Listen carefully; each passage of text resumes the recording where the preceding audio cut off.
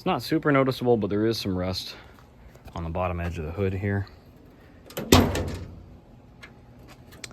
So regarding maintenance and work that I've done a lot to this thing over the past few years. It's only had a few thousand miles on it. I got it at about 31,000, and now it's at about 35 and a half.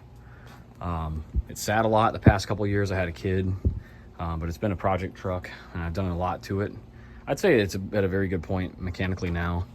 I took off the intake manifold, did gasket and so on. I did valve cover gaskets. I did carburetor replacement. I probably should have just rebuilt the old one, but I had it replaced with a rebuilt one from a company.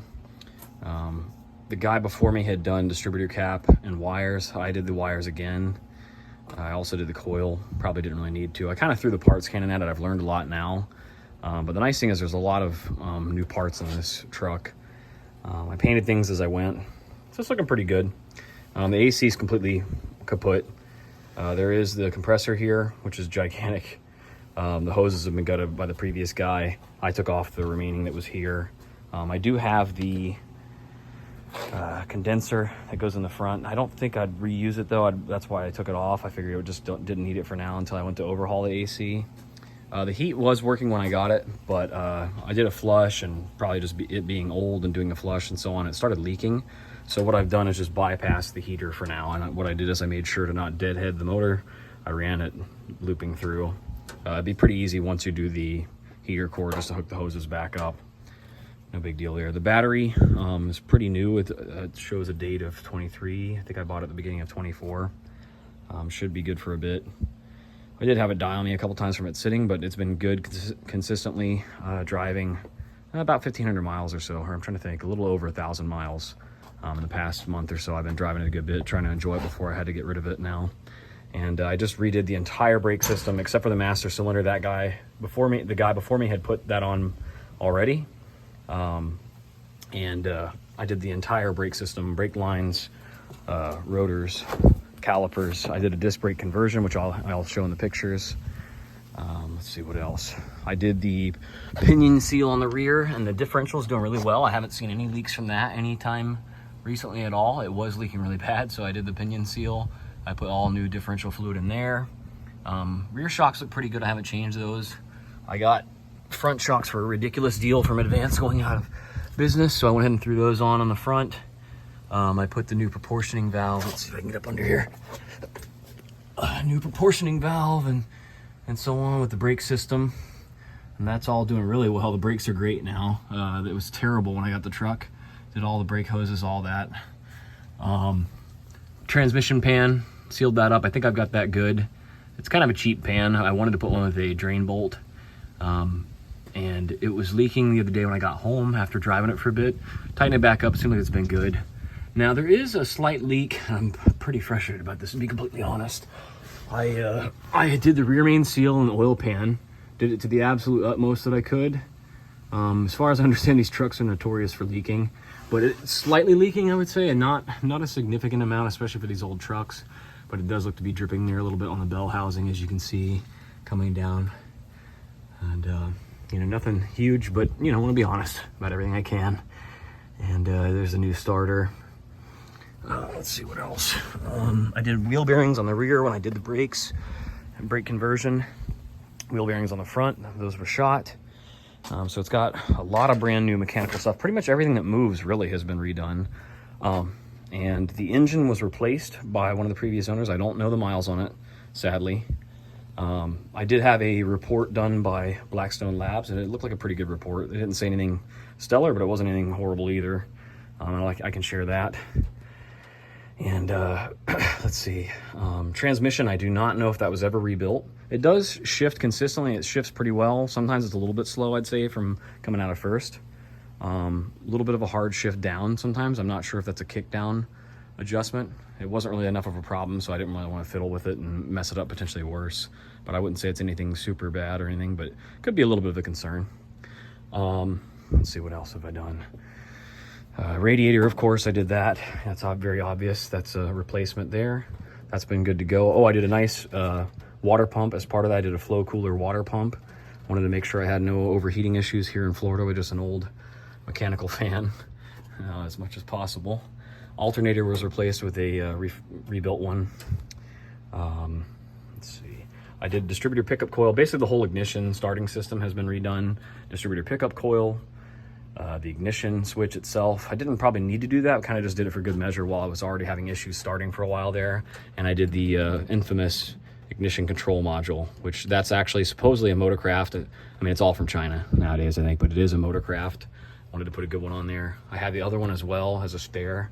I've got several spare parts I kept in here because, like I said, I kind of threw this parts cannon a bit on some things, not knowing as much at the time.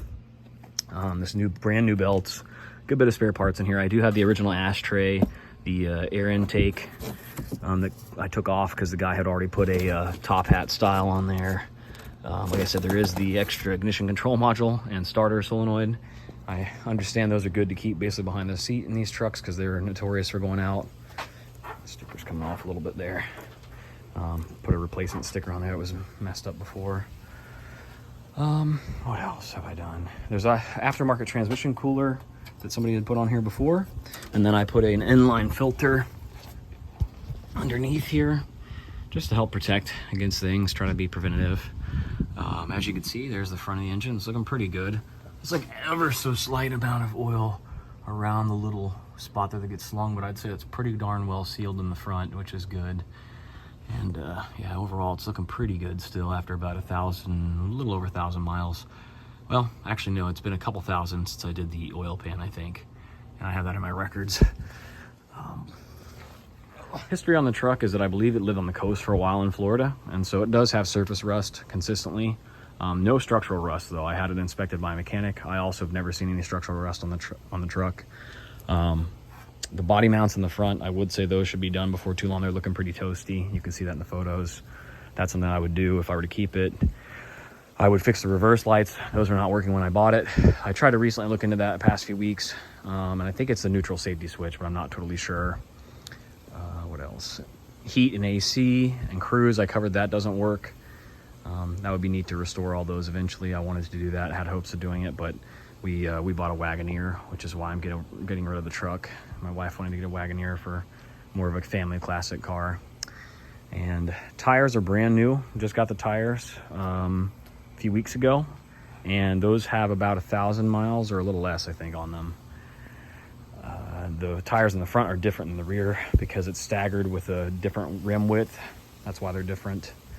Trying to think of anything else. Anything else that doesn't work is very minor. Like I covered the oil pressure sending unit, goes in and out intermittently, and the vacuum gauge that I added doesn't seem to be working right all the time either. And then the light under the hood, and I think that's it for any other minor stuff I can think of. Everything else works. Not sure if I said it earlier, but the engine is definitely a 400. I verified it by checking the piston stroke. So it was originally a 351M and now it's a 400. Floor pans are another thing I would do eventually. Not of urgent concern. I actually have the floor pans here I'll give with the truck. There's two smaller holes on the driver's side, which I show in the under photos. There's more damage on the passenger side, but it's not been an issue unless you're, really stepping on it hard or jumping on it or something like that. The carpet, I would do that as well when I go to do the floor pans. That was my plan. There's a big hole here from wear underneath the mat, and there's also damage on the passenger side over there on the carpet. The seat, I'm not going to take the saddle blanket off. I would, to be nice, but I'm not going to because it is a lot of trouble because I really did a great job snugging it down with even hog rings and so on, so it's really on there. But what the original seat looks like, I think, was pretty unique. I'm guessing it's for the Explorer package.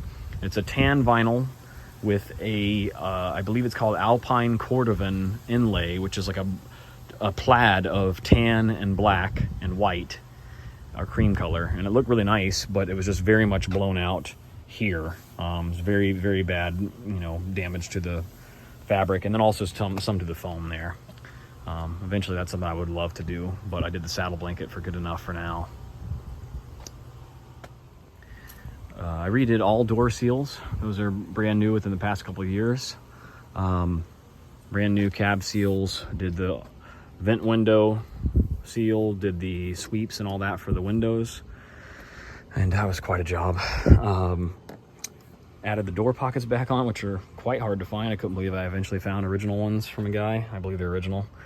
Added speakers, ran all new speaker wires. It actually sounds pretty darn good in here.